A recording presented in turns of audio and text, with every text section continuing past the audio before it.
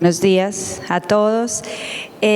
Primero, agradecerles de verdad de corazón por la amabilidad que han tenido conmigo, el poder acomodarse al hecho que casi no llego ayer aquí al hotel y pues a todos ustedes por levantarse tan temprano para venir a escucharme. De verdad que estos espacios en donde nos relacionamos con los colegas son espacios de aprendizaje para todos, sobre todo para nosotros los que venimos a presentar datos que ustedes por supuesto conocen, y creo que algo de lo más relevante de estos encuentros es la sesión de preguntas y respuestas, así que les voy a presentar dos estudios y después creo yo que abrimos a una discusión, porque como les digo, creo yo que esto es algo de lo más importante.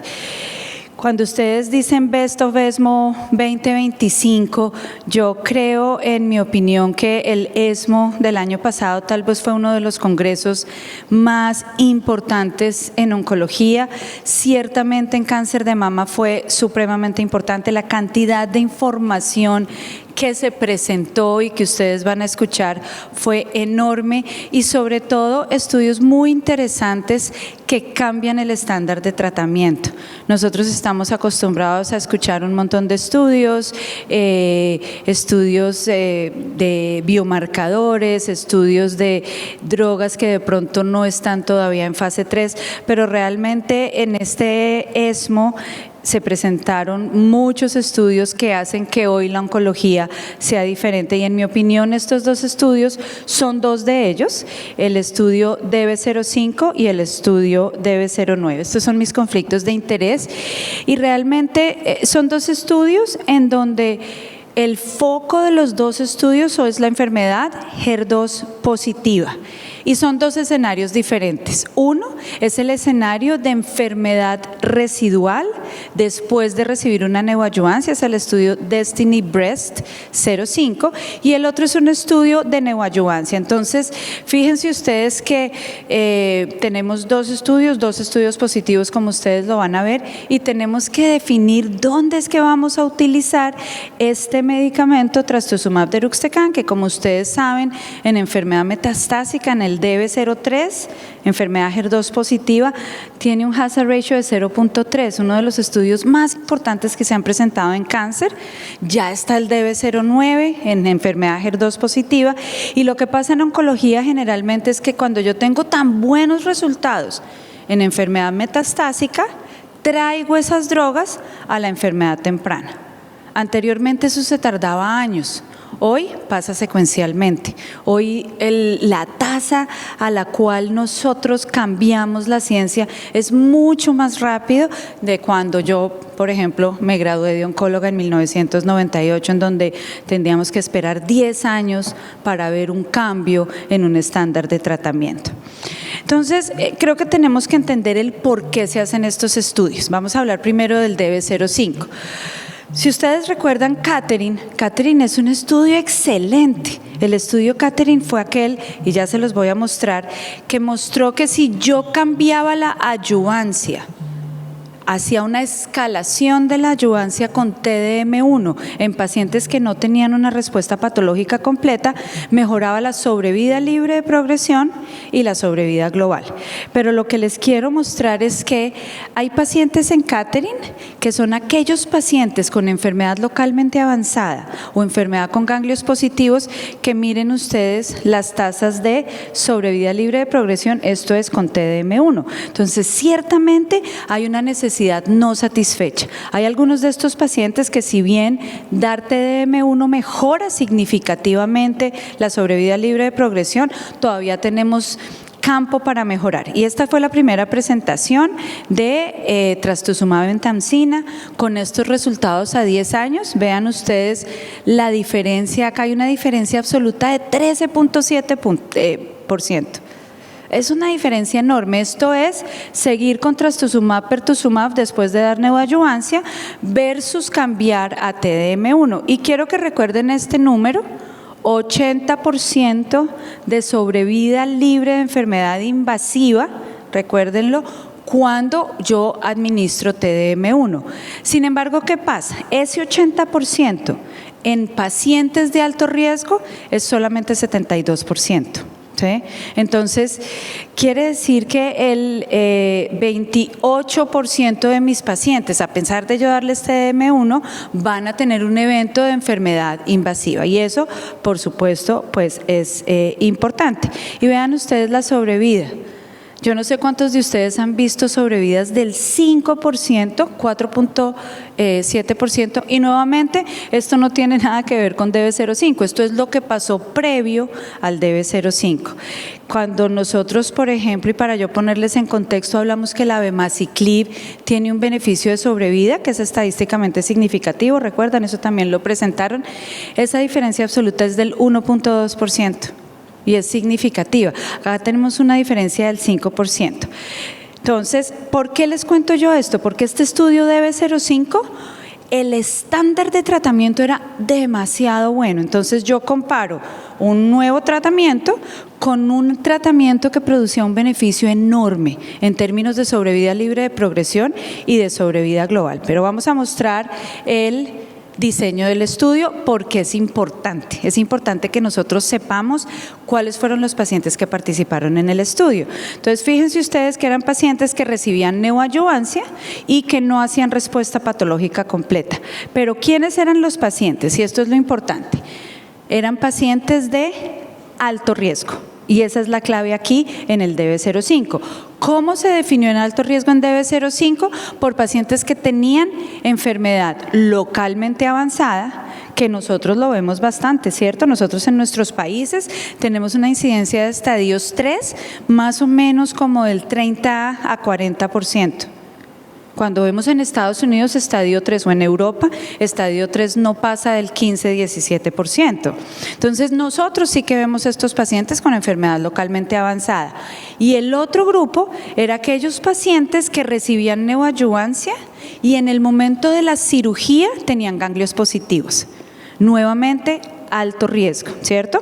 Finalmente, esos pacientes eran aleatorizados a 14 ciclos de TDXD, trastuzumab deruxtecan, versus el estándar, los 14 ciclos de TDM1. Voy a mover acá porque pues estos son los pacientes. ¿Y qué es importante acá? Fíjense ustedes que en estos estudios la mayoría de los pacientes entraban con enfermedad HER2 positiva por inmunohistoquímica. Solo un pequeño porcentaje de pacientes, como el 15 al 18%, entraban con enfermedad 2 cruces, con FISH positivo. Y estos son los resultados del estudio, ya para resumir. Vean ustedes, un 8.7% de diferencia, un hazard ratio de 0.47. Nuevamente, yo no me estoy comparando acá contra trastuzumab y pertuzumab, me estoy comparando contra TDM1, que ya había producido un beneficio enorme. Entonces, vean ustedes cómo a 3 años la sobrevida libre de eventos de enfermedad invasiva es 92% versus 83%. ¿Recuerdan el 80% que yo les pedí que recordaran en el estudio Catherine? Pues acá está, fíjense que es concordante con los datos que conocemos, hay un beneficio significativo sobre TDM1. Vean ustedes que tenemos acá pacientes HER2 positivo, no solamente HER2 positivo de alto riesgo, localmente avanzado, ganglios positivos después de la neoadjuvancia, y la sobrevida libre de eventos está por encima de eventos invasivos, está por encima del 90%. Digamos que estos son resultados que no se pueden discutir, ¿cierto? En ese subgrupo de pacientes el beneficio es claro, el beneficio es importante, estoy curando más pacientes porque son eventos invasivos. Ustedes ven acá en este análisis de Forest Plot donde todos los subgrupos de pacientes se van a beneficiar. Y algo que es importante es que nosotros veamos, cuando nosotros vemos Invasive Disease Free Survival, ¿cierto? Sobrevida libre de eventos invasivos, eso incluye los eventos invasivos a nivel local, ¿cierto? Pero también incluye los eventos invasivos a nivel metastásico, a nivel a distancia. Esos son los eventos que matan a nuestras pacientes. Yo puedo salvar pacientes que tienen una recurrencia local, pero cuando los pacientes tienen metástasis, todos sabemos, en la gran mayoría de pacientes van a morir de la enfermedad. Sí, hay algunos pacientes con enfermedad HER2 positiva que nosotros podemos curar, pero la mayoría realmente van a morir de la enfermedad. Y vean ustedes la diferencia en enfermedad a distancia. Entonces, realmente la sobrevida probablemente se va a ver positiva. Estos son objetivos secundarios, Estos son objetivos secundarios del estudio, que es la sobrevida libre de eventos en general, no invasiva sino de eventos, y esta es otro análisis que se hizo de otro tipo de eventos, como por ejemplo la sobrevida libre de eventos a distancia, que lo tenemos aquí en la tablita, como yo les mostré, una diferencia importante. La sobrevida global está muy temprano, vean ustedes que tenemos datos solo 3 años de sobrevida libre de eventos. Para tener sobrevida global nos toca esperar un poco, pero muy probablemente también vamos a tener un beneficio en sobrevida. Y el otro punto importante es la sobrevida libre de eventos en sistema nervioso central, que todos sabemos que el TDXD, el trastuzumab deruxtecan, tiene un beneficio de tratamiento o prevención en el sistema nervioso central. Entonces también fue un punto positivo. Vean ustedes que la mayoría de los pacientes, más del 70% de pacientes, logró recibir los 14 ciclos, así que no hubo mayor problema, y las toxicidades que se vieron son las toxicidades del TDXD, que tenemos que recordar que número 1 está la náusea. Son pacientes que realmente, ¿ustedes han utilizado trastuzumab deruxtecan? Levanten la mano. Los que hemos utilizado sabemos que tenemos que premedicar muy bien a nuestros pacientes, tenemos que darles medicamentos antieméticos y los pacientes responden muy bien. Y cuando comparamos con TDM1, pues son los efectos secundarios del uno como del otro, ¿cierto? TDM1 produce neuropatía, TDM1 produce un poco de transaminitis y TDM1 produce disminución de las plaquetas. Por su lado, el TDXD, tenemos las náuseas, la neumonitis, que es el evento que más nos preocupa. Les quiero mostrar acá cómo la cantidad de neumonitis que vimos estuvo alrededor del 10%. ¿Sí? Si ustedes recuerdan los estudios en enfermedad metastásica, estos estudios en enfermedad metastásica, generalmente la tasa de neumonitis, si les digo yo neumonitis grado 1, 2, 3, 4 y ojo 5, está alrededor del 10-12%. Así que en estos pacientes con enfermedad temprana, en donde la mayoría de pacientes recibieron 14 ciclos, no vimos un aumento en la cantidad de neumonitis. Vean ustedes que acá está en 9.6%, 10% de incidencia de neumonitis de todos los grados. Ojo, esta es una droga con la cual nosotros vemos eventos grado 5. Eventos grado 5 son muertes asociadas a el medicamento. ¿Y por qué les digo esto? Porque tenemos que ser cuidadosos en la identificación de las pacientes que tienen neumonitis, porque claramente la neumonitis es un evento que es tratable. Todos nosotros somos internistas antes de haber sido oncólogos, todos sabemos identificar en una radiografía o en un TAC una neumonitis y por supuesto todos sabemos tratarlo. Así que es muy importante que lo identifiquemos tempranamente, sobre todo en estos pacientes que tienen enfermedad curable.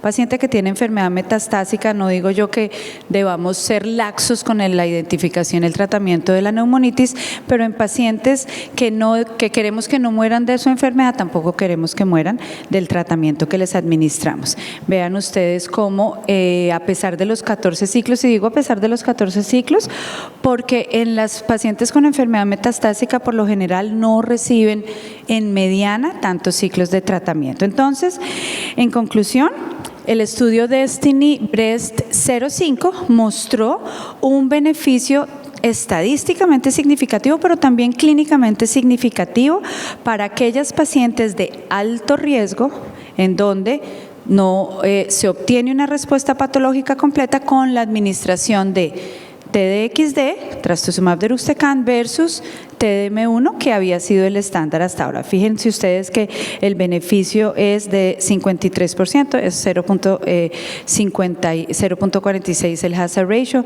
un 53% de reducción de enfermedad invasiva, y disminución del riesgo de recurrencia y, por supuesto, muerte.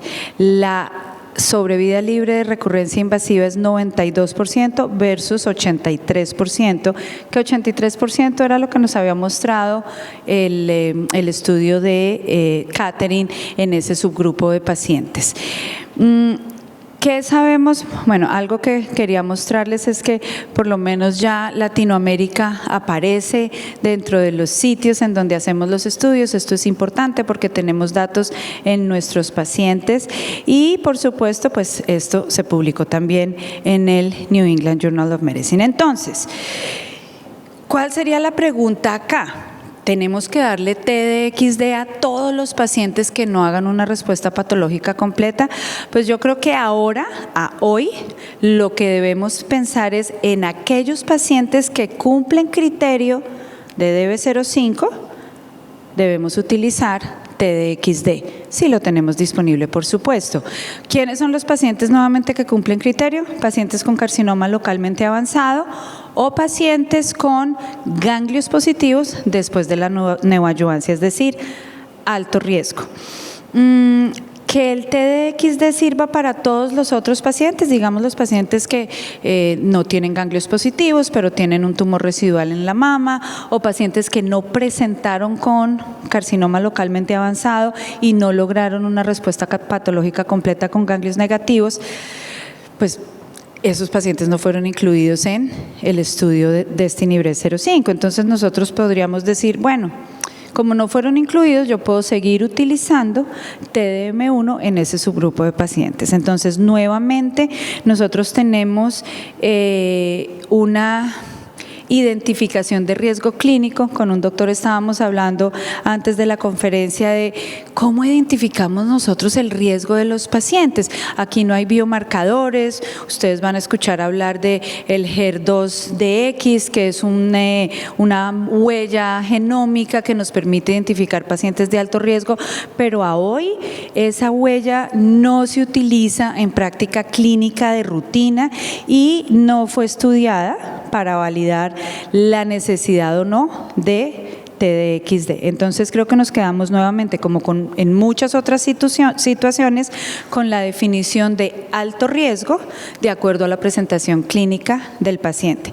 De ahí la importancia de los equipos multidisciplinarios, ¿cierto? De ahí la importancia en donde yo pueda decir, ese paciente tiene ganglios positivos, tenía ganglios positivos al principio, o que el cirujano me diga, eso es un localmente avanzado, en fin, que haya una definición en conjunto con todos los especialistas para poder brindarle la mejor atención al paciente.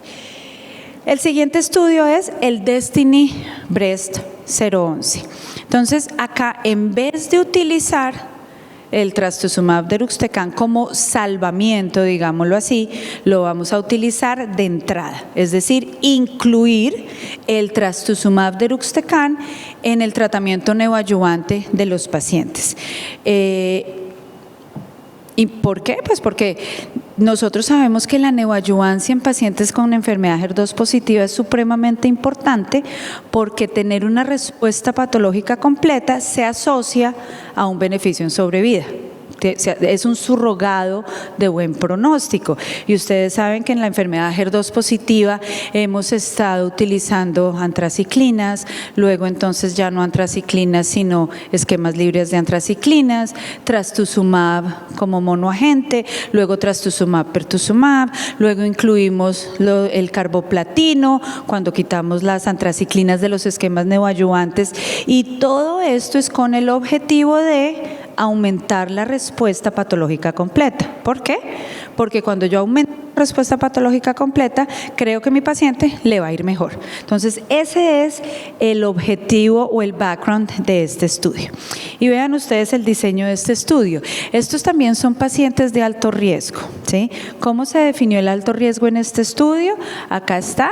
Entonces, un tumor grande con ganglios negativos, un tumor grande en este estudio es más de 5 centímetros. Nosotros vemos esos pacientes, ¿cierto? Nosotros vemos los pacientes con T3, con estadio 3 en nuestros países. Ya les conté cómo está alrededor del 40%, 50% en nuestros países. O pacientes con tumores más pequeños, pero con ganglios positivos. Y algo interesante, fíjense ustedes que este estudio, el DB011, incluyó pacientes con enfermedad, con cáncer inflamatorio. No sé si ustedes han leído todos los estudios de enfermedad HER2 positiva en neoadjuvancia, excluyen siempre al cáncer inflamatorio por considerar el carcinoma inflamatorio un carcinoma de muy alto riesgo. Entonces, ¿cómo era el esquema de tratamiento? Y esto hay que verlo. El brazo que estábamos estudiando, 4 ciclos de TDXD, seguido de 4 ciclos de paclitaxel, carboplatino, trastuzumab y pertuzumab. ¿Sí? Acá está, perdón, no carboplatino, paclitaxel, trastuzumab y pertuzumab. En secuencia, el otro brazo, que fue considerado el brazo estándar, era antraciclinas, doxorubicina, ciclofosfamida, en dosis densa por 4 ciclos, seguido de paclitaxel, trastuzumab y pertuzumab, ¿cierto? Ese era nuestro brazo estándar. Fíjense que ahí se incluían las antraciclinas. ¿Por qué? Porque son pacientes de alto riesgo y por más que queramos eliminar las antraciclinas, a alguno de nosotros, en algunos pacientes todavía, nos gusta usar antraciclinas. Y el tercer brazo eran 8 ciclos de TDXD. Entonces, ¿qué estoy haciendo con este estudio realmente? Estoy quitando las antraciclinas porque es lo único que estoy cambiando y hay un esquema en donde doy secuencialmente TDXD y quimio, trastuzumab, pertuzumab o el esquema estándar. De una vez les voy a contar que en el 2024 se hizo un análisis, en los análisis interinos que se reúne el Comité de Evaluación de los Datos, analizó este tercer brazo y decidió cerrar este brazo del estudio. Cuando se cierran los brazos de un estudio es porque no está saliendo bien las cosas, ¿cierto? Luego, esta estrategia a hoy no la estamos usando. Por tanto, los datos que les voy a mostrar de ahora en adelante son solamente de los primeros 2 brazos. Estos son los pacientes, no los voy a aburrir con estas tablas tan grandotas. Nuevamente, fíjense ustedes que la mayoría de los pacientes entran con enfermedad 3 cruces, un pequeño número de pacientes son 2 cruces y con FISH positivo. Vean ustedes que como es un estudio en neoadjuvancia, la mayoría de pacientes que son HER2 positivo también tienen receptores hormonales positivos e históricamente esos pacientes tienen menor respuesta patológica completa que los que nosotros llamamos HER2 puros. Los HER2 puros son aquellos pacientes que tienen el HER2 positivo y los receptores hormonales negativos. Históricamente esos pacientes tienen unas respuestas patológicas muy importantes, son los pacientes que más respuesta patológica completa tienen. Esos pacientes fueron aproximadamente acá el 25%, ¿cierto? Entonces la mayoría de los pacientes tenían receptores hormonales positivos y estos son los resultados del estudio. Recuerden que el estudio buscaba respuesta patológica completa. Y aquí, frente a un esquema muy efectivo, que es antraciclina seguidos de taxano, trastuzumab y pertuzumab, tenemos un beneficio de 11% en términos de la respuesta patológica completa. 56% para el esquema tradicional de quimio, trastuperto versus 67% para los pacientes que recibieron trastuderuxtecan por solamente 4 ciclos. Eso es importante, versus seguido de trastuzumab y quimioterapia. Como les estaba diciendo, el beneficio mayor es en aquellos pacientes que tienen enfermedad HER2 negativa.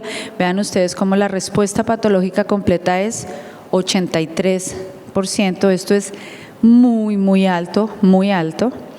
Todos los pacientes se van a beneficiar y hoy en día hablamos de residual cancer burden, es decir, el patólogo mira, analiza si hay ganglios, la cantidad de células, etcétera, etcétera, y vean ustedes que cuando medimos la respuesta patológica por RCB hay un beneficio también significativo para la introducción de 4 ciclos de TDXD, nuevamente midiéndolo por RCB de 1 o 2, vean ustedes cómo la respuesta patológica completa es del 90% en pacientes con receptores hormonales negativos y del 78% para pacientes con receptores hormonales positivos. Estas son respuestas muy altas. Esto es temprano, vean ustedes que aquí la sobrevida libre de eventos está medida a los 24 meses. Sí, el tumor HER2 positivo recurre, cuando va a recurrir tiene recurrencias rápidas. Esto está un poco temprano en mi opinión, pero vean ustedes que ya se ven diferencias significativas. Esto es clínicamente significativo y por supuesto también es estadísticamente significativo. Entonces, no solamente tenemos un beneficio en el objetivo primario que era respuesta patológica completa, sino que eso ya se está traduciendo de manera temprana a un beneficio de estos que son los que nos gusta ver a nosotros, ¿cierto? Que nuestros pacientes vivan más sin enfermedad a distancia. Entonces ya tenemos este beneficio claro y ahí el tema es, creo que hay algo que no les mencioné, y es, ¿qué hacemos con esos pacientes que no hacen respuesta patológica completa? En el estudio estaba determinado darle TDM1, ¿sí? Entonces, para aquellos pacientes que hacían respuesta patológica completa, yo seguía un esquema de trastuzumab y pertuzumab, porque recuerden que los pacientes recibían 4 ciclos de TDXD, luego seguían con Taxol, Trastupertu, y si hacían respuesta patológica completa, completaban los 14 ciclos de Trastupertu. Si no había respuesta patológica completa, la recomendación era a discreción del investigador, ¿sí? Uno podía o darle quimio, por ejemplo, a aquellos pacientes que no recibieron antraciclinas, y ahí ven ustedes como algunos pacientes acá en esta parte recibieron quimioterapia o esquemas con TDM1, que era la recomendación, 14 ciclos de TDM1. Pero entonces uno siempre se pregunta, si no tengo yo una respuesta patológica completa, el pensamiento siempre es que en la adyuvancia yo voy a escalar el tratamiento y aquí uno se siente un poco cojo porque no está realmente escalando un tratamiento, sino está dando lo que tiene disponible y creo que eso es algo que a todos nos molesta un poquito. Ahora, ¿cuál fue la gran diferencia en este estudio en mi opinión? No les voy a aburrir con efectos secundarios, los mismos de siempre, pero vean ustedes cómo por primera vez vemos tasas de neumonitis muy bajitas, por debajo del 5%, probablemente asociado al hecho que solamente se administraron 4 ciclos de trastuzumab deruxtecan y vean ustedes cómo realmente fue bastante bien tolerado el tratamiento sin ninguna señal de toxicidad diferente. Yo creo que ya conocemos muy bien cuál es la toxicidad de estos medicamentos y sabemos manejarla, por supuesto. Ahora quería mostrarles cómo recuerdan que en el 2024 les dije yo, se reunieron, miraron los datos preliminares y vieron cómo no había un beneficio de los 8 ciclos de trastuzumab deruxtecan. Vean ustedes, la respuesta patológica completa era inferior a la respuesta de la terapia secuencial con antraciclinas y paclitaxel, trastuzumab, pertuzumab. Entonces ese brazo lo cerraron, ellos juiciosamente midieron la sobrevida libre de eventos para ese subgrupo y vean ustedes cómo no hay ninguna mejoría en sobrevida libre de eventos, tampoco hay deterioro al parecer por esta medición temprana, pero claramente la respuesta patológica completa es menor. Fíjense ustedes cómo nosotros Durante mucho tiempo decíamos que en neoadyuvancia esta terapia secuencial era importante, el dar algo primero y luego dar algo después, antes de la cirugía, era importante, y pues creo que este estudio nos recuerda esto. Entonces, en conclusión, el Destiny Breast 011 nos mostró que adicionar 4 ciclos de trastuzumab deruxtecan a 4 ciclos de paclitaxel trastupertu realmente aumenta de manera significativa la respuesta patológica completa en este grupo de pacientes de alto riesgo. Vean ustedes que la PCR en todos los pacientes fue del 67.3%, de verdad respuestas patológicas completas muy buenas, con una baja toxicidad, y yo diría que es una baja toxicidad a los pacientes, pero también es una baja toxicidad a nuestros sistemas de salud, porque solamente estamos utilizando 4 ciclos, y este estudio se presentó o se publicó en el Annals of Oncología. Entonces, ¿con qué preguntas nos quedamos después de estos 2 estudios? Y después, por supuesto, quiero oír sus comentarios. ¿Hay algo más, como les decía yo, que podamos identificar en términos de quién tiene alto riesgo? Sería de verdad súper interesante que pudiéramos analizar desde el punto de vista molecular si hay pacientes que tienen un alto riesgo de recurrencia y por tanto yo debo ser más inclinada a utilizar el trastuzumab deruxtecan o no, pero pues a hoy no tenemos esos datos. Yo no creo que todas las pacientes que no obtengan una PCR deban ser tratadas con TDXD, por lo menos en este momento. Creo que tenemos que ser juiciosos, cuidadosos con nuestros sistemas de salud también, y si los pacientes no cumplen los criterios, creo yo que está bien o es aceptable que nosotros utilicemos hoy en día en ese grupo de pacientes el TDM1. En neoadyuvancia, nuevamente, yo lo doy en neoadyuvancia, excelente. Si no obtengo una respuesta patológica completa, creo que hoy en día me estoy quedando corta en adyuvancia, me quedo preocupada por mi paciente porque no estoy escalando la terapia, ya es un tema de buscar mejores opciones para los pacientes. Y lo otro, por supuesto, es si utilizo el TDXD en enfermedad temprana, ¿cómo va a ser la respuesta de estos pacientes si hacen enfermedad metastásica? Que afortunadamente cada vez menos pacientes hacen enfermedad metastásica, pero tendremos que ver qué hacer en la primera línea. Entonces, creo que con esto terminamos. Obviamente, ese grupo de pacientes en quienes no hacen respuesta patológica completa, podemos buscar estrategias como para aquellos que tienen receptores hormonales positivos, maximizar la terapia endocrina, ver si podemos utilizar, por ejemplo, los nuevos SERTs. Ustedes vieron el estudio de Giredestrant, obviamente no es para este grupo de pacientes, por supuesto, pero algo vamos a tener que hacer en este grupo de pacientes para mejorar los resultados que tenemos en aquellos pacientes que no nos hacen una respuesta patológica completa. Y creo que lo que sí hemos visto, la mayoría de nosotros, son aquellos pacientes que tienen HER2 positivo, algunos pacientes también están mutados, y cómo integramos hoy en día a estos pacientes los datos de abemaciclib y los datos de olaparib, porque no podemos dejar cortos a este grupo de pacientes de estas terapias que también tienen beneficios muy importantes. Y con esto termino. Esta es mi unidad de cáncer de mama en el CETIC con todas las personas. Como les digo, el trabajo multidisciplinario es absolutamente fundamental. Muchas gracias. Muchísimas gracias, doctora Franco. ¿Tenemos preguntas en el auditorio? La doctora Rojas.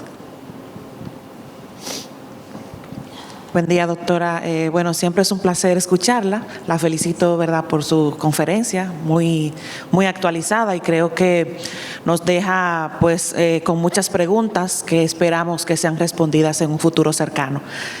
Así como dijo, creo que la oncología va avanzando a pasos tan rápidos que, bueno, hacemos preguntas que no se nos van respondiendo a esa misma velocidad en la que la vamos formulando.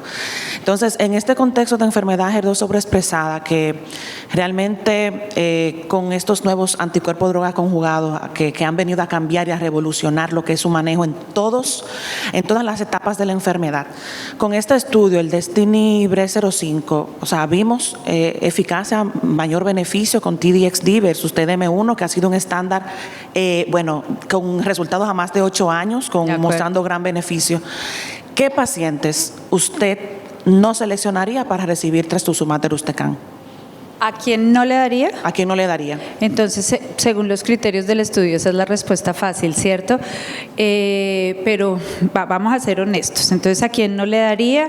A los pacientes que no tienen ganglios positivos en el momento de la cirugía, ¿sí? Y que no presentaron con una enfermedad realmente localmente avanzada, que todos los tenemos. Entonces, el paciente que tiene 3, 4 centímetros de tumor, donde no está comprometida la piel, donde podían o no haber ganglios positivos palpables de manera clínica o por ecografía o resonancia, y que me hacen una buena respuesta, pero no alcanzan una respuesta patológica completa.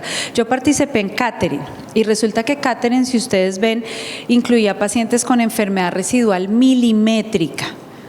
Entonces, yo recuerdo tener pacientes en Catherine que tenían 0.3 milímetros de carcinoma residual en la mama. Prun, Catherine. Cuando hicieron el subanálisis de Catherine, esos pacientes también se beneficiaban.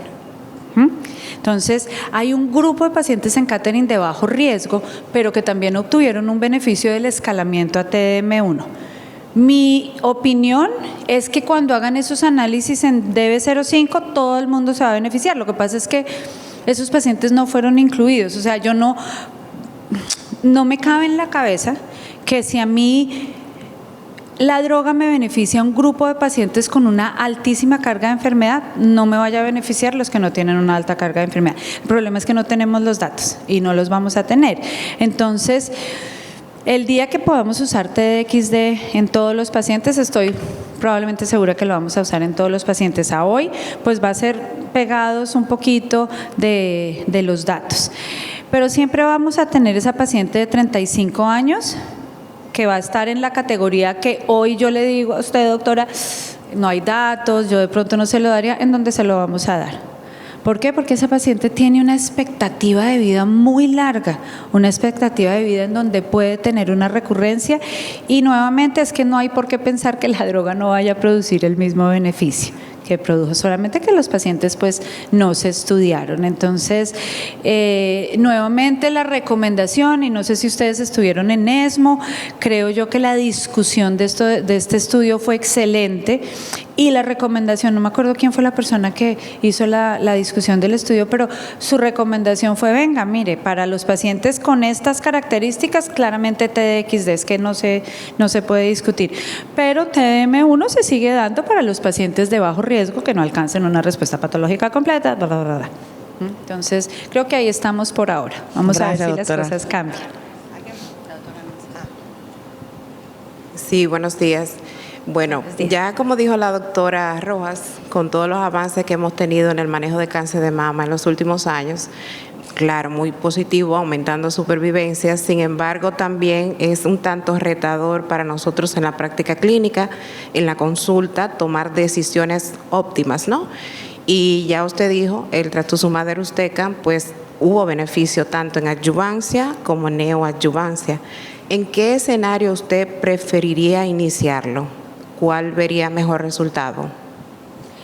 Si yo pudiera utilizar lo que no lo puedo utilizar, yo lo utilizaría en neoadyuvancia. Son 4 ciclos de tratamiento, estoy aplicando la mejor terapia de frente, estoy disminuyendo toxicidad en mis pacientes, y en aquellos pacientes de alto riesgo yo me iría con la utilización de los 4 ciclos en neoadyuvancia. Si lo pudiera usar, no lo puedo usar. La doctora Cabreja. Muchas gracias, doctor. Excelente conferencia y siempre estamos contentos de tenerlo por aquí en República Dominicana. Mi pregunta es dándole la vuelta a lo que usted planteaba, creo que ninguno de nosotros tendría la duda en una paciente joven, HER2 positivo, en darle el mayor beneficio. Pero aquí nosotros tenemos una casuística alta de pacientes envejecientes, HER2 positivo, que quizás tienen comorbilidades que limiten intensificar la terapia con estas drogas. En este caso, ¿cuál sería su recomendación? Una femenina de 83 años, HER2 enriquecido, quizás con antecedentes de infección por COVID-19, que tenga una enfermedad pulmonar de base, EPOC o fumadora, etcétera, etcétera. Porque si bien sabemos también las toxicidades no son tan simples. ¿Qué rol tendría TDM1 ahí y intensificaría usted la terapia con TDXD? Claro, entonces, pues por supuesto siempre está nuestro paciente de frente y le digo yo que ayer justo antes de montarme al avión vi una paciente que estábamos evaluando para un estudio con sacituzumab tirumotecano, que era una paciente triple negativa. Un diseño igualito, pero entonces en vez de antraciclinas en triple negativo, damos saci tirumotecano. 76 años, perfecta la paciente, perfecta, sin síntomas, mejor dicho, tengo más tos yo en este momento que la señora. En sus estudios de extensión, neumonitis intersticial. ¿Sí? Entonces, claro, doctora, esa es la realidad. Pues adivine qué, no es elegible para el estudio. Y la señora me decía, pero doctora, yo no tengo síntomas. Y yo, no, yo sé. No tenía ningún síntoma. Entonces, eso nos muestra que los estudios clínicos son una cosa y la realidad es otra. Entonces, si hay una paciente que tenga, pues yo creo que hoy en día todos los pacientes con este tipo de enfermedad agresiva les hacemos estudios de extensión.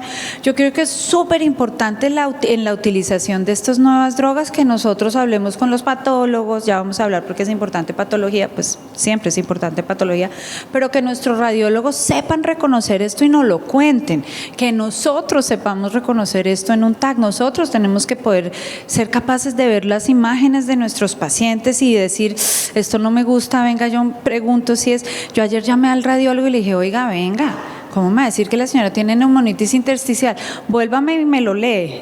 Y el doctor me dijo, doctora, ahí está, mírelo, o sea, venga, le muestro la imagen. Y yo, entonces, siempre está de presente el paciente primero. Si yo tengo neumonitis intersticial, no está indicado utilizar estos medicamentos. La neumonitis intersticial es un diagnóstico de exclusión. Entonces ya uno tiene que entrar a mirar qué es lo que tiene el paciente primero, ¿no? Pero pues no es el candidato para esos medicamentos.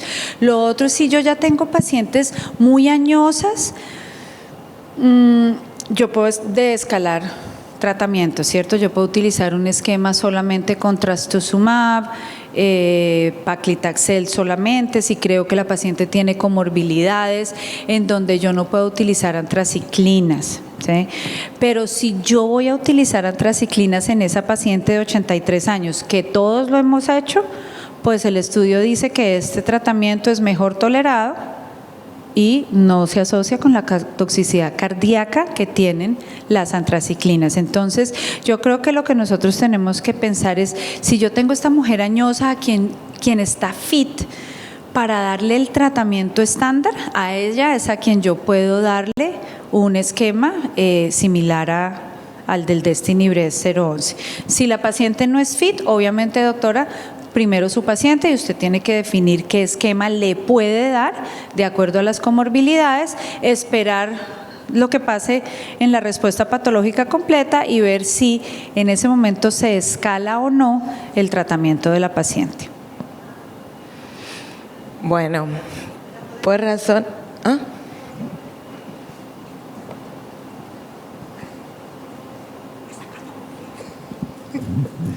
Sí, bueno, doctora, excelente su conferencia. Yo lo que le quería, o sea, más bien un comentario, porque usted habló que a la paciente HER2, que era HER2 positivo, receptores hormonales negativos, le iba mejor que a la que eran receptores hormonales positivos. Entonces eso me recuerda que una vez yo fui a una charla que decía el conferencista que los triples positivos tienen tan mal pronóstico como los triples negativos. Entonces él decía que la paciente HER2, él se basaba en que la paciente HER2 positivo con receptores hormonales positivos, las células creaban mecanismos que hacían que el tratamiento hormonal fuera ineficiente, o sea, que las hormonas no trabajaran eficientemente en esa paciente, que eran receptores hormonales positivos, HER2 positivo, o sea, que el pronóstico era tan malo como la paciente triple negativo, era el comentario que él decía. No estoy segura que yo le entendí bien, pero venga, le doy mi opinión sobre los triple positivos y los HER2 positivo receptor negativo. No es que tengan peor pronóstico, yo creo que tienen mejor pronóstico los triple positivos, solamente porque tienen más opciones de tratamiento. El tema es que son más sensibles a los tratamientos. Es decir, uno obtiene una mejor respuesta patológica, ¿cierto? Como cuando usted compara un triple negativo con un luminal. Acá, en el triple negativo, usted va a tener mejor respuesta a la quimioterapia, a la inmunoterapia, etcétera, pero eso no quiere decir que a largo plazo tengan una mejor sobrevida. Entonces, si bien la respuesta patológica completa, que es simplemente respuesta del tumor a las drogas administradas, si bien es mejor en aquellos pacientes HER2 positivo, receptor hormonal negativo, la sobrevida libre de eventos es igual. Esos pacientes no se comportan de peor manera. Y eso lo sabemos en el estadio metastásico. Cuando nosotros tenemos pacientes en estadio metastásico, les va mejor, tienen mayor sobrevida los pacientes que tienen receptores hormonales positivos con el HER2, porque podemos también pegarle a esa línea de señalización, que es la señalización a través del receptor hormonal. Fíjese usted, por ejemplo, el estudio PATINA, en donde usted utiliza terapia anti-HER2, le adiciona palbociclib y terapia hormonal y los pacientes tienen una sobrevida por encima de los 54 meses. Entonces, una sobrevida libre de progresión por encima de los 54 meses. Entonces, no es que los triple positivos sean peores, no, yo creo que tienen mejor pronóstico a largo plazo, tienen más opciones de tratamiento, pero lo que sí es que cuando yo tengo el receptor hormonal metido, la quimioterapia es un poquito menos efectiva. Las tasas de respuesta patológica completa en pacientes con cáncer luminal son bajiticas, son como del 20% si acaso. Y a pesar de ponerle palbociclib o ribociclib o lo que queramos. Entonces no son pacientes de peor pronóstico, en mi opinión, solo responden un poquito menos a la quimioterapia. Ok. Muchísimas Pero gracias. No sé si le entendí la pregunta, doctora. Muchísimas gracias, doctora Franco. Como siempre, excelente. Continuamos con nuestro siguiente módulo, gastrointestinal. Ok.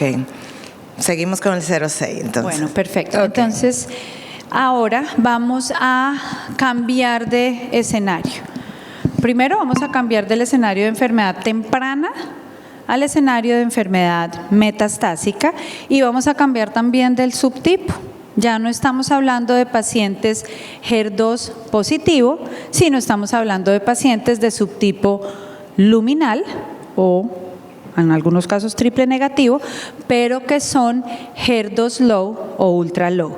Entonces, para eso, pues tenemos que, y vamos a hablar específicamente del Destiny Breast 06. Este estudio no se presentó en ESMO, este estudio se presentó en ASCO y vamos a ver cómo es una nueva opción para este subgrupo de pacientes. Vamos a ver cuál es el subgrupo de pacientes a quienes podemos ofrecerle esta terapia, trastuzumab deruxtecan, a pacientes de un subtipo diferente.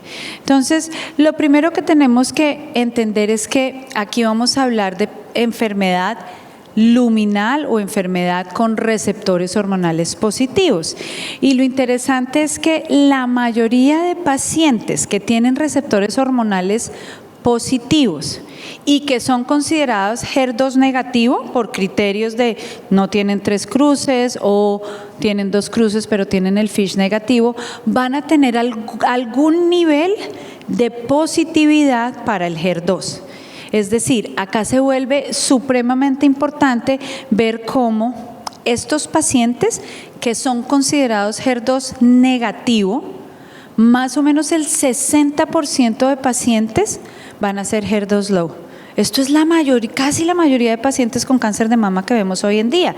60 a 65% de pacientes van a tener una tinción de las células entre una cruz y 2 cruces y se van a considerar HER2 low. Y lo que es aún más interesante es que hay algunos pacientes, que van a tener una caracterización de la cantidad de HER2 que tienen las células que se conoce hoy en día como ultra low.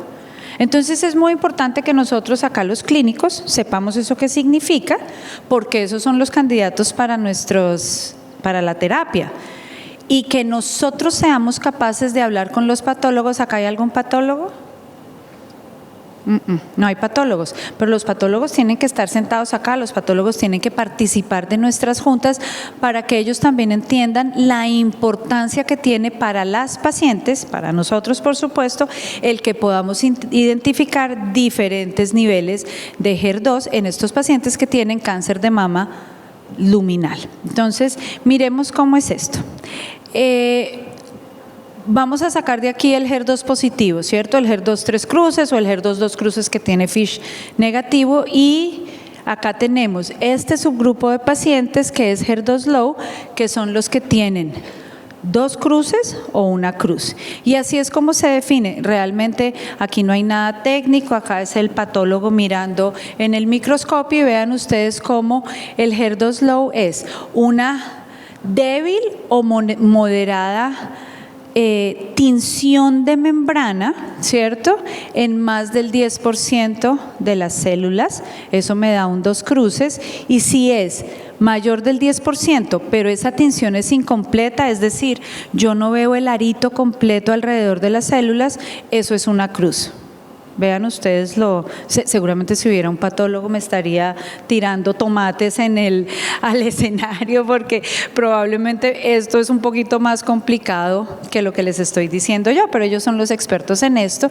Y luego viene un grupo de pacientes que, ojo, tradicionalmente han sido llamados HER2 0, nos los reporta el patólogo como HER2 0, en donde hay una tinción en menos del 10% de las células que es discontinua. Entonces ven las celulitas y en menos del 10% de las células, del 0 al 10%, ven un poquito de tinción en la superficie celular, y eso se llamaba HER2 0 y hoy se llama HER2 low. Finalmente lo que estamos haciendo es tratando de buscar pacientes que puedan beneficiarse de la terapia, y este estudio, el DESTINY-Breast 06, dijo, venga, esta droga es tan efectiva, mostró tanto beneficio en el DESTINY-Breast 04, que ya se los voy a mostrar, que veamos si hay beneficio en aquellos pacientes que tienen un poquitico menos del 10% de las células con una tinción irregular de HER2, a ver si yo logro encontrar un beneficio en estos pacientes.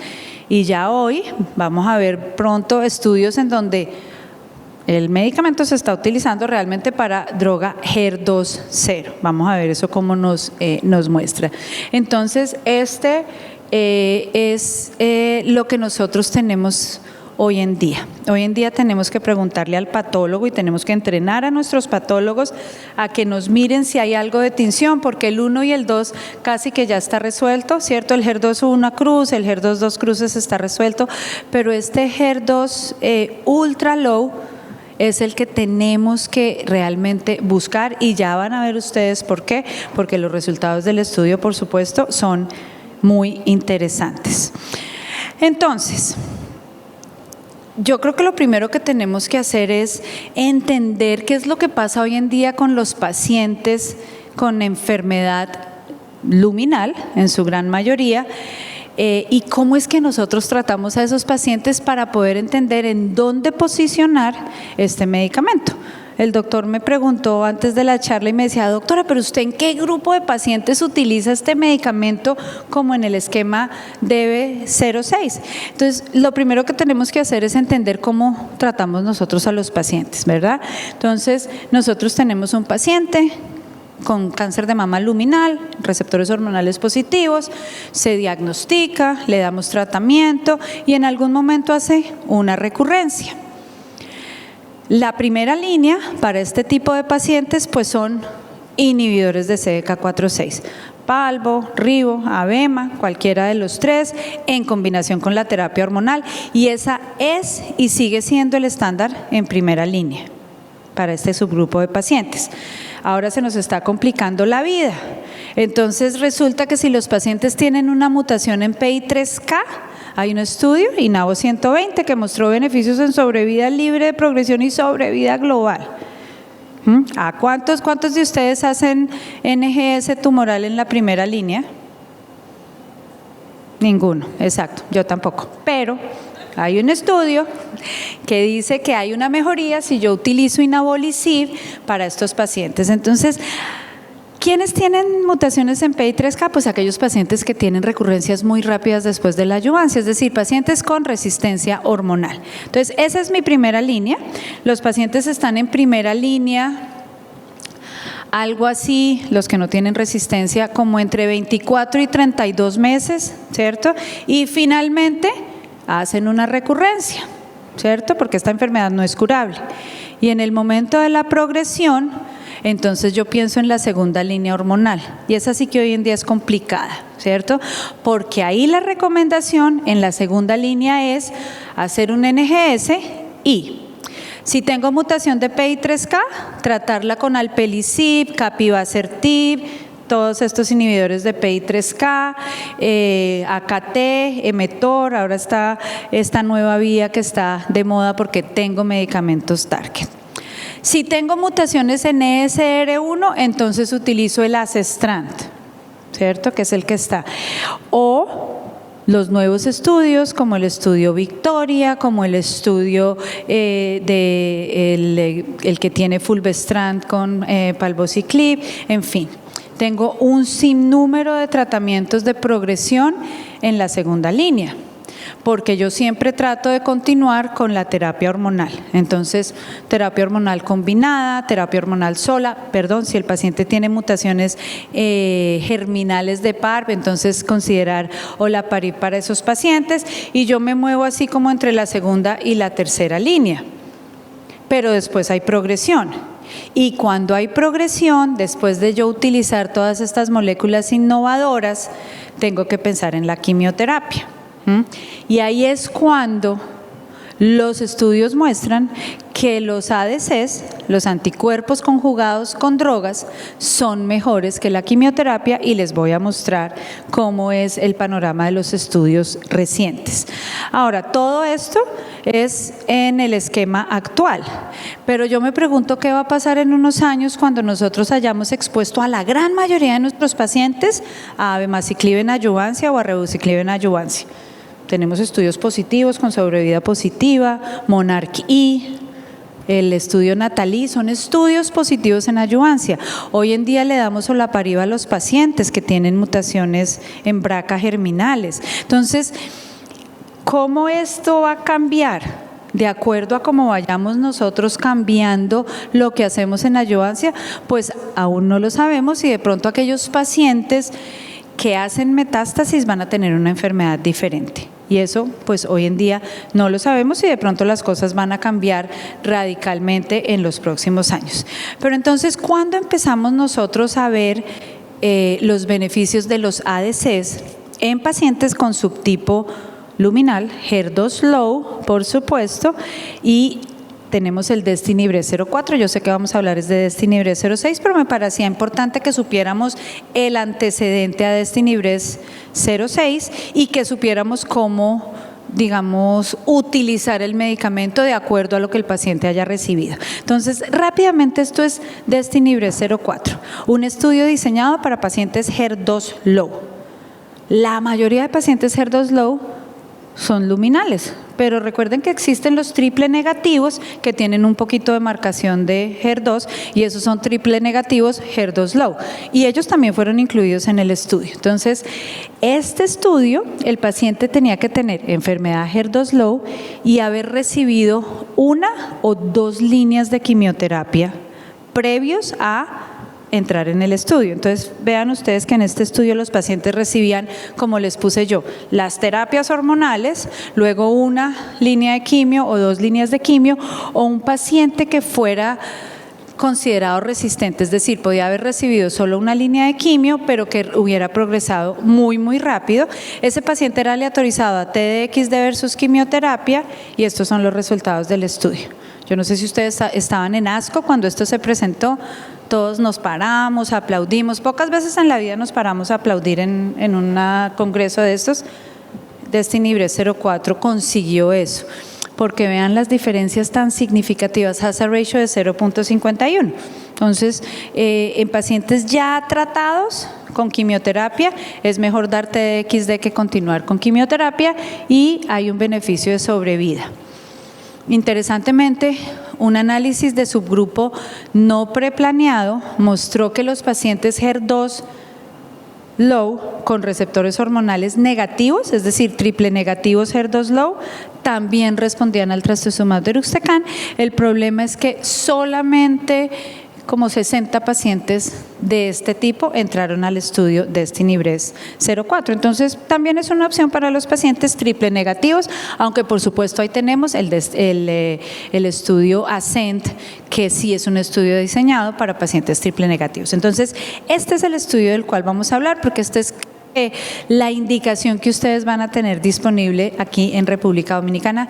Yo no la tengo disponible en Colombia, no la puedo utilizar en este escenario. Entonces, este es un poquito diferente. Este estudio es utilizando TDXD versus quimioterapia a elección del investigador en pacientes quimioterapia naive, es decir, pacientes que nunca han recibido quimioterapia. Es saltar de mi esquema de terapias hormonales, ¿cierto? Primera línea, inhibidor de aromatasa, CDK4/6, inhibidores de CDK4/6, cualquier cosa en segunda línea, si fulvestrant everolimus, fulvestrant capivasertib, olaparib, yo qué sé, cualquiera de estas líneas en segunda línea, y que cuando yo ya voy a usar quimioterapia, en vez de utilizar quimioterapia, uso TDXD. Entonces, bien interesante que necesitaban los pacientes al menos 2 o más terapias hormonales. Al menos 2 o más terapias hormonales. No son pacientes que tengan sensibilidad a las terapias hormonales, ojo, eso es importante. O pacientes que tuvieran en primera línea una enfermedad muy resistente, es decir, una paciente que solo haya recibido una línea, esa primera línea, y que hubiera tenido una recurrencia menos de 6 meses. Esos pacientes que tienen cáncer de mama luminal, que tienen recurrencias en primera línea muy rápida, son pacientes resistentes a la terapia hormonal. Y todos los, pues afortunadamente son pacientes que no son el común de los pacientes, pero creo que todos los hemos visto. Entonces, estos pacientes con resistencia hormonal eran aleatorizados a TDXD versus la quimioterapia, que aquí era monoterapia o capecitabina. Vean, la mayoría de nosotros, 60% de nosotros escogimos capecitabina, una terapia bien tolerada por los pacientes, nab-paclitaxel o paclitaxel. Esto es el diseño del estudio. Los pacientes son bien distribuidos entre los que recibieron TDXD o los que recibieron quimioterapia. No los voy a aburrir. Las terapias previas, fíjense ustedes que todos los pacientes habían recibido terapia hormonal, habían recibido inhibidores de ciclinas, etcétera. Bastante bien seleccionados los pacientes, y estos son los resultados del estudio.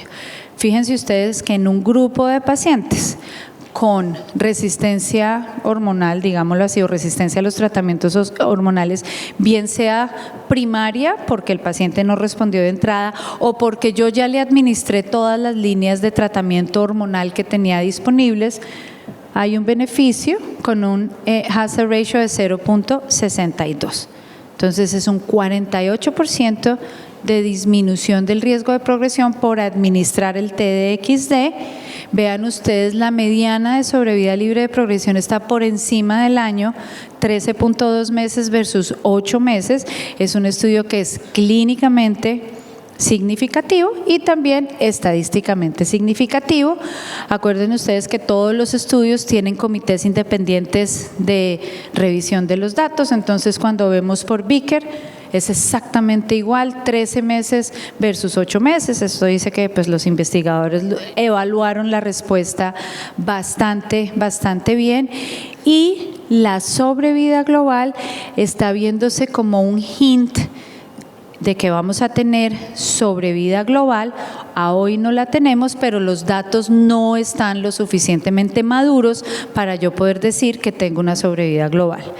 Vean ustedes que DB04 tiene beneficio en sobrevida global, es decir, ahí es, digamos que indiscutible la utilización de estos tratamientos en vez de la quimioterapia en ese grupo de pacientes. Aquí creo yo, doctor, usted me preguntaba, creo yo que nos falta encontrar el beneficio en sobrevida global para que haya completamente un reemplazo de la quimioterapia por el TDXD en DESTINY-Breast06, pero parece ser que hacia allá estamos yendo. Esto es lo mismo por Vicker, y aquí vemos cómo todos los subgrupos de pacientes se van a beneficiar del tratamiento. ¿Y qué pasó con los pacientes HER2 ultra low? Los HER2 ultra low que participaron también en el estudio. Entonces, el estudio de manera preplaneada, esto no fue un análisis ad hoc, esto fue un tema preplaneado. Recuerden que aquí se incluían pacientes con enfermedad HER2 low y enfermedad ultra low, y ellos dijeron vamos a mirar el subgrupo de pacientes con enfermedad ultra low, y vean ustedes que el beneficio es idéntico, ¿sí? Entonces, no solamente beneficia esta terapia a los HER2 low, los tumores HER2 low, sino también a los ultra low.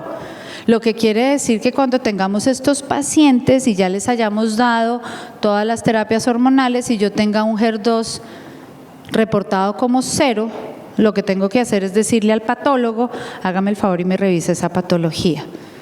Porque si hay menos de un 10% de tinción en algunas células de manera no continua, pues ese paciente es catalogado como HER2 low a hoy, en el 2026, y vean ustedes el beneficio de utilizar trastuzumab deruxtecan versus drogas como capecitabina, nab-paclitaxel o paclitaxel. Entonces son beneficios bastante importantes. Vean ustedes aquí por el investigador es aún mejor, por Vicker es lo mismo, así que hoy en día pues esta terapia mostró que para este grupo de pacientes es beneficioso utilizar TDXD sobre quimioterapia convencional. En términos de efectos secundarios, pues vamos a ver exactamente los mismos efectos secundarios que ya conocemos del TDXD, las náuseas, la fatiga. Una cosa que no he mencionado que creo que todos ustedes han visto, estos medicamentos producen alopecia. Un poco más que alopecia, lo que produce es como adelgazamiento del cabello, entonces los pacientes tienen hasta un 50% de la alopecia. Creo que eso se lo tenemos que decir a nuestros pacientes, sobre todo estas pacientes que vienen acostumbradas a inhibidor de aromatasa, CDK4/6, todas nuestras fantásticas combinaciones que no nos dan más de 12 meses de sobrevida libre de progresión, que ninguna produce alopecia, ¿sí? Y después entonces me voy a la quimioterapia, capecitabina no produce alopecia, pero esta sí, y hay que contarle al paciente. Obviamente paclitaxel produce alopecia, nab-paclitaxel también produce alopecia, pero acá también hay algo de alopecia, y cuando vemos aquella toxicidad que tenemos que manejar, acá vemos la neumonitis, nuevamente vemos la misma tasa de neumonitis que es alrededor del 10 al 12% en todos los estudios, excepto el DB011 como les mostré, y probablemente está asociado al número de dosis utilizadas. Vean ustedes que hay toxicidad grado 5, así que ojo con el diagnóstico de la neumonitis. ¿Qué análisis de subgrupos se han hecho en DB06 que me parecen interesantes? No sé si ustedes recuerdan el estudio Emerald, el estudio con el Elacestrant, en donde cuando los pacientes progresan a inhibidor de aromatasa con inhibidor de CDK4/6, si tenían una mutación en ESR1, se les daba Elacestrant. pero la respuesta de la Sestran dependía de la cantidad de meses que había respondido el paciente en la primera línea al ribociclib o al palbociclib o lo que le hubiéramos dado. Y era realmente solo en aquellos pacientes que tenían más de 12 meses de respuesta los que respondían a la Sestran de manera significativa. Entonces, hay un tema obviamente con la susceptibilidad a la respuesta hormonal, a la terapia hormonal. Aquí no se ve. Vean ustedes cómo si yo tengo pacientes que tienen menos de 6 meses de tiempo a la progresión en la primera línea, los beneficios son idénticos, sino mayores, 14 meses de sobrevida libre de progresión. En ese escenario donde yo tengo resistencia hormonal, creo que estas drogas tienen una validez enorme. Yo quiero que se fijen en esto, aquí no hay ningún medicamento que me dé 14 meses de sobrevida libre de la progresión en ese escenario de resistencia tan severo como una progresión menor a 6 meses en la primera línea de tratamiento hormonal. Entonces, hay pacientes a los cuales yo debo utilizar estos medicamentos en la segunda línea porque seguir intentando con la terapia hormonal probablemente es fútil para los pacientes. Creo que hay una excepción y es aquellos pacientes que tienen mutaciones de BRCA germinales. La mutación de BRCA germinal le confiere al paciente resistencia a los inhibidores de ciclinas. Entonces ahí probablemente valdría la pena utilizar olaparib y vean ustedes que 6 a 12 meses el mismo beneficio y más de 12 meses el mismo beneficio. Finalmente aquí estamos utilizando una quimioterapia, un payload, ¿cierto? Que se llama deruxtecan y ese payload va a tener un efecto tanto en la célula HER2 positiva como en las células circundantes. Y otra subgrupo que creo que no traje acá, no se los traje, mostró el doctor Curigliano un subanálisis en paciente BRCA mutada y en esos pacientes BRCA mutados el beneficio fue como del 0,82 en términos de hazard ratio. No se los muestro porque era un número supremamente pequeñito de pacientes. Obviamente estos estudios son cargados altamente de pacientes luminales y los pacientes luminales tienden a no tener tantas mutaciones germinales en BRCA1 y en BRCA2, pero ahí el beneficio también parecía ser bastante interesante. De acuerdo a la cantidad de enfermedad, el beneficio era lo mismo si yo tenía muchísima enfermedad, pero también si tenía baja carga de enfermedad, se veía exactamente el mismo beneficio. Entonces, definir la utilización de TDX basado en el número de metástasis o en la carga de metástasis no parece lógico, más bien hay que definirlo basados en el número de terapias previas, en la resistencia hormonal. Nuevamente volvemos al tema que tenemos, es que tomar decisiones basadas en criterios clínicos para la utilización de estos tratamientos. Y lo otro son los pros. Ustedes saben que todos los estudios modernos hoy en día nos reportan patient-related outcomes, es decir, cómo fue la calidad de vida de nuestros pacientes, y lo que les quiero mostrar es que a pesar de estar recibiendo una terapia intravenosa cada 3 semanas, los pacientes no deterioraron su calidad de vida interesantemente cuando se comparó esto con capecitabina. Y se los digo porque pues todos hemos utilizado la capecitabina, el paciente se toma sus pastillitas y pues uno creería que de pronto tienen mejor calidad de vida o que más bien este tratamiento empeoró la calidad de vida comparada con la utilización de la capecitabina, y vean ustedes que no es lo que muestra el estudio, y les quiero mostrar cómo esto fue muy juiciosamente medido. Uno dice, ay, no me la creo, pero es que les medían calidad de vida cada 3 semanas y le medían calidad de vida hasta después de la progresión, y vean ustedes que no hay detrimento de la calidad de vida, no hay mejoría de la calidad de vida, pero es que conseguir eso sí que es difícil. Que yo me acuerde solo 2 estudios, Monalisa 7 en premenopáusicas mejoró la calidad de vida, y esa es la única droga que tiene score de 5 en ESMO, en el ESMO score, y el sacituzumab govitecan, que también tiene en el estudio ASCENT mejoría de la calidad de vida. Lo que sí mejora esta droga, y les voy a mostrar acá, es la reducción del dolor. Por supuesto, este medicamento tiene alto porcentaje de tasa de respuesta. Entonces, cuando yo respondo, cuando mi tumor se disminuye de tamaño y mi tumor me causa dolor, pues mi dolor mejora. Y lo que sí vemos es una mejoría significativa cuando hablamos del deterioro de la calidad de vida relacionada con dolor. Ahí sí hay una mejoría significativa para el TDXD. Entonces, ya para terminar, obviamente este estudio, el Destiny Breast 06, establece que este medicamento es una opción efectiva en el tratamiento de este grupo de pacientes con enfermedad HER2 low, receptores hormonales positivos, y HER2 ultra low y receptores hormonales positivos, después de haber recibido una terapia hormonal con una pobre respuesta o 2 o más terapias hormonales, y yo ya haya alcanzado un estado en donde digo, ya no más voy por la vida de la terapia hormonal, me voy por la vida de la quimioterapia, y ahí escojo TDXD como una opción nueva y disponible para nuestros pacientes. Vean ustedes en el beneficio aquí mostrado en pacientes HER2 low, 13 meses versus 8.1 meses sin deterioro de la calidad de vida, y en pacientes ultra low, idéntico. Entonces, lo que nos toca hacer, yo vi una paciente de estas también la semana pasada, todas sus patologías son descritas como HER2 0. La última es una biopsia del hígado que le hicimos en enero. En enero comenzó ribociclib fulvestrant. Estamos a 1 de mayo y ya progresó en abril. Lo primero que hice fue llamar a mi patólogo y decirle, yo necesito que usted me revise ese 0 que me leyó como 0, porque esta es la paciente que se va a beneficiar de un medicamento como trastuzumab deruxtecan. La respuesta de él fue, doctora, es HER2 0.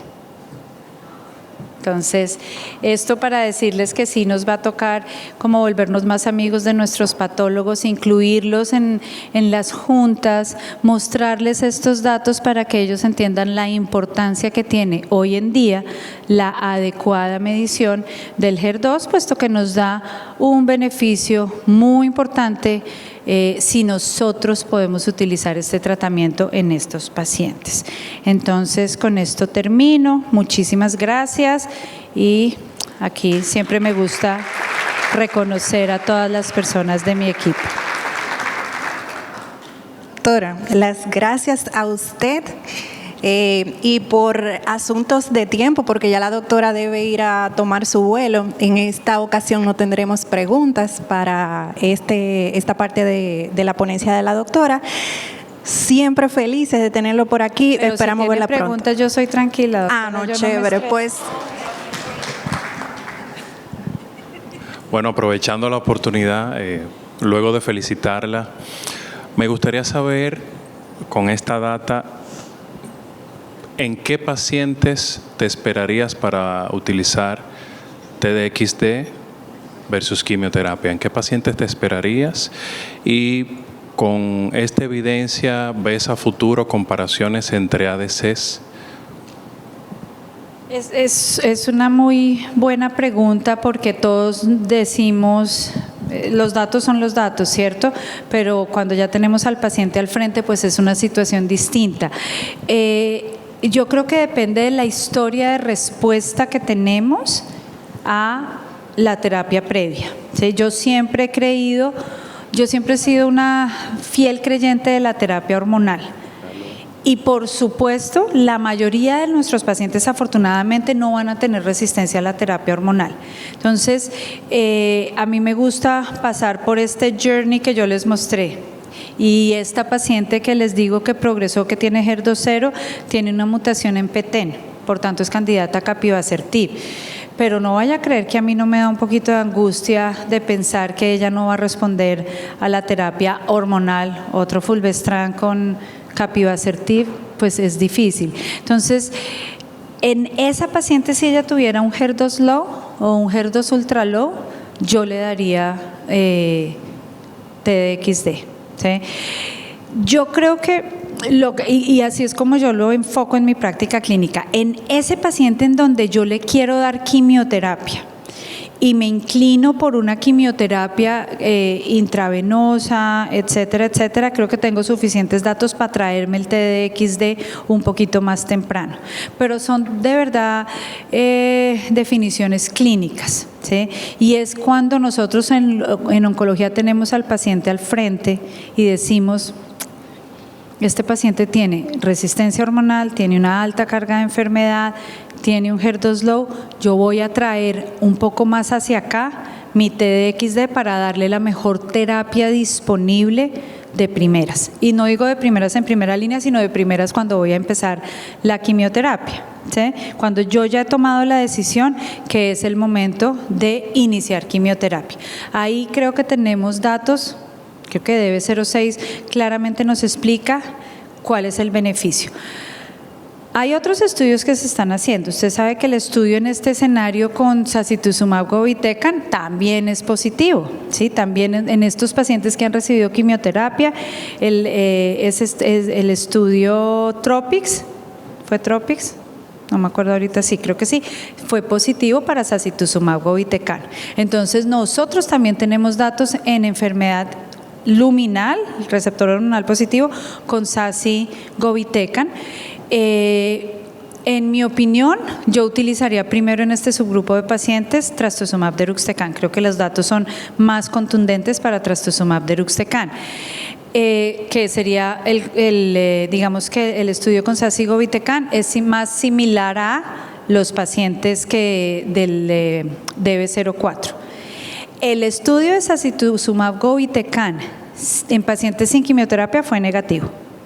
Pero hay otro estudio que nosotros estamos haciendo en este momento, que es para este grupo de pacientes con sacituzumab tirumotecan, que es otro anticuerpo conjugado, ese es de MSD y yo en este momento tengo 22 pacientes en ese estudio. Las respuestas son increíbles, es un estudio abierto, obviamente no es un estudio ciego, uno sabe si el paciente está en SASI tirumotecan. De los 22 pacientes, tengo 20 todavía en el estudio, esto es 18 meses después. Entonces, esa droga es una droga bastante activa. ¿Cómo se vaya a posicionar frente a estos? Está por verse. Que sí sabemos que no sabemos cómo secuenciar los ADCs y que cuando yo utilizo, por ejemplo, en este escenario, trastuzumab y después utilizo SASI govitecan, las respuestas son supremamente pobres, no más de 2 meses, o sea, cuando yo le hago la imagen ya el paciente ha progresado.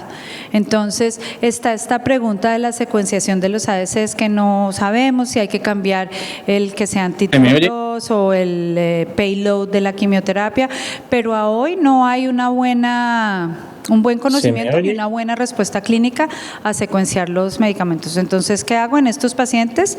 Trastuzumab, bien sea después de quimio o DB06, si uno considera que debe anticipar el trastuzumab deruxtecan, y el SASI govitecan lo dejo si ya la paciente no pudo recibir el trastuzumab deruxtecan o si no tengo más opciones.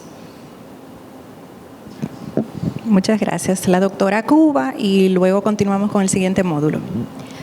Buen día, doctora. Yo quería platicarle al auditorio, a usted, sobre un caso que tengo, que ese caso encaja perfectamente con todo lo de las gráficas y todo lo que usted presentaba, y vivirlo en la realidad para nosotros es muy satisfactorio por el acceso que tenemos, el poco acceso que tenemos a la molécula. Sí, estoy hablando, pero no sé si me oís. Yo tengo una paciente de 50 años premenopáusica con un cáncer de mama, receptores positivos, HER2 cruce localmente avanzada. Le hice quimioterapia neo, hizo una respuesta muy buena. Y posteriormente la dejé con inhibidor de aromatasa más el análogo. A los 2 años la paciente me progresa pulmón bilateral con unos micronódulos muy pequeñitos que aunque intentamos hacer biopsia, no se pudo porque eran demasiado pequeños, y ahí le pongo el inhibidor de ciclina con el inhibidor de aromatasa. En menos de 4 meses comienza con unos dolores óseos y me progresó full a hueso. Entonces ahí platico con ella y con su esposo y le digo del beneficio del trastuzumab deruxtecan, y por suerte ellos tienen la posibilidad de comprarlo. En ese momento mucho dolor y unos marcadores por la nube. Pues yo le hice el primer ciclo y cuando viene a valorar para el segundo ciclo, sin dolor, y los marcadores bajaron de casi 2.000 a 300, y la paciente sí, eso sí hay que tener bien presente la náusea, doctora. De hecho, yo la tengo que manejar con aprepitán, porque si no la náusea es muy incómoda. Y en el caso de ella, que es una paciente que se interesa mucho en su apariencia física, el cabello me le pegó muy fuerte. Pero cuando vio los marcadores me dijo, doctora Cuba, olvídese de los cabellos, voy a comprar 10 pelucas. Entonces la experiencia ha sido muy bonita. Ya esta semana le pude poner el tercer ciclo y voy ahora a valorar respuesta. No, excelente, doctora. Qué bueno que lo puedan utilizar y que esté disponible para los pacientes. 2 preguntas. Me imagino que el HER2, el FISH es negativo. ¿Y qué tan rápido tuvo progresión en la terapia hormonal en adyuvancia? O sea, resistencia a la... 1 año dentro de la terapia, no al finalizar la terapia. No, ella no había finalizado, o sea, termina la radio, le inicio el... Y o sea, luego, resistencia hormonal. Resistencia hormonal. Y en la primera línea, no, la primera línea es trastuzumab deruxtecan. Sí. Sí, digamos que aquí, cuando nosotros vemos los criterios, esos pacientes podían ser incluidos aquí. Y si usted considera que tiene una resistencia hormonal, por la rápida progresión, pues creo que está perfectamente bien manejada su paciente y bueno, seguramente le va a ir muy bien porque son drogas muy, muy efectivas. Es algo similar a lo que nos va a pasar con el DB09, ¿no? De traer el trasto deruxtecan a la primera línea y hasta cuándo vamos a tener nosotros que utilizar trasto deruxtecan en esos pacientes que los utilizamos en primera línea y pues ya veremos cómo funciona esto. Doctora, quiero utilizar sus últimos pocos minutos para poderle expresar el agradecimiento por este paseo que nos ha dado de esta enfermedad que sobreexpresa HER2. Muchísimas gracias. Yo creo que ha sido maravilloso y muchas gracias a los organizadores. También quiero decirle sobre el diagnóstico de los low, de los HER2 low. Nuestra experiencia, puedo hablar de la experiencia en el Heriberto Peter. Nosotros hicimos una revisión retrospectiva para evaluar la frecuencia de HER2 low y fue muy diferente de ese 60%. Y el ultra low nos tuvieron que facilitar un sistema para poder hacer el diagnóstico. Quiere decir que no es tan fácil y ni tan frecuente ese diagnóstico de HER2 low. Eso es bueno tenerlo presente. También quería... ¿Cuál fue su porcentaje en luminales, no? De HER2 low. No solo luminales, es decir, ahí se incluyeron todos los que se consideran HER2 low, los HER2 FISH negativo, los ceros que se volvieron a revisar, etcétera.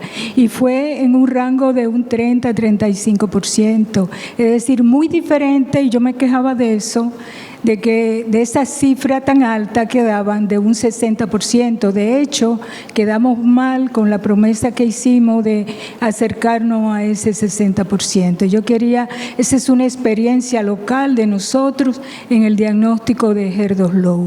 Vale, pero súper importante que comparta esa experiencia con nosotros y ojalá la publicaran para poder todos conocerlo, porque claro, uno se basa en los datos de las publicaciones de estos estudios en donde miden el HER2 low y a mí me parece súper importante eso que usted nos está contando, sobre todo para poder entender cuál va a ser la cantidad de pacientes aquí en República Dominicana que van a ser candidatos a este medicamento.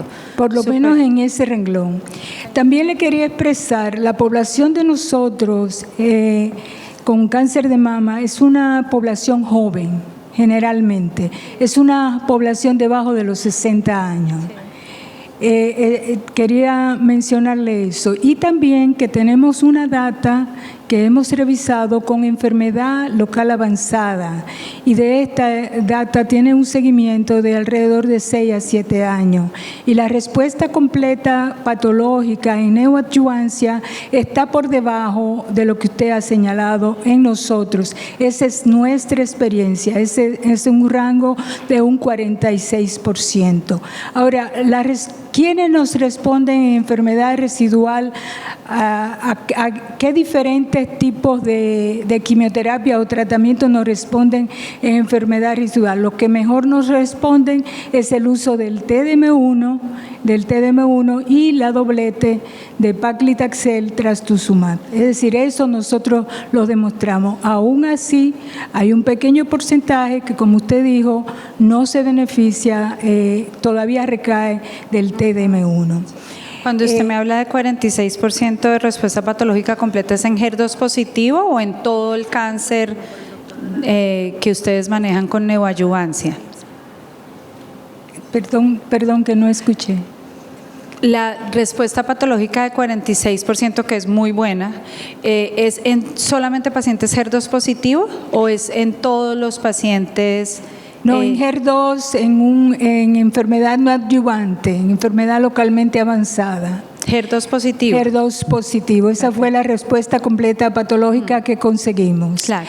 Y solamente otro punto, porque me están diciendo que no disponen de tiempo, pero que no se ha mencionado aquí, creo que es muy importante, y es el acceso. Nosotros fuimos capaces de utilizar TDM1 y la doblete de trastuzumab, pertuzumab por una ayuda de nuestro instituto. Es decir, pero la ayuda del gobierno no la tuvimos, y frente al uso del deruxtecan, pues va a ser peor porque el costo es muy alto. Y me parece que este es un buen escenario para expresar esto. Sí, es el tema del acceso, y me voy bajando acá, es un tema que es real para todos nuestros países. Usted tendría que ver qué tantos de esos pacientes en neoadyuvancia recibieron trastuzumab, pertuzumab, para poder alcanzar esas respuestas patológicas completas por encima del 50%, pero no vaya a creer que 45% de respuesta patológica completa es malo, es una respuesta patológica completa que está alrededor del 50%, muy parecido a toda la literatura mundial, así que pues no, yo los felicito porque sí lo hacen muy bien.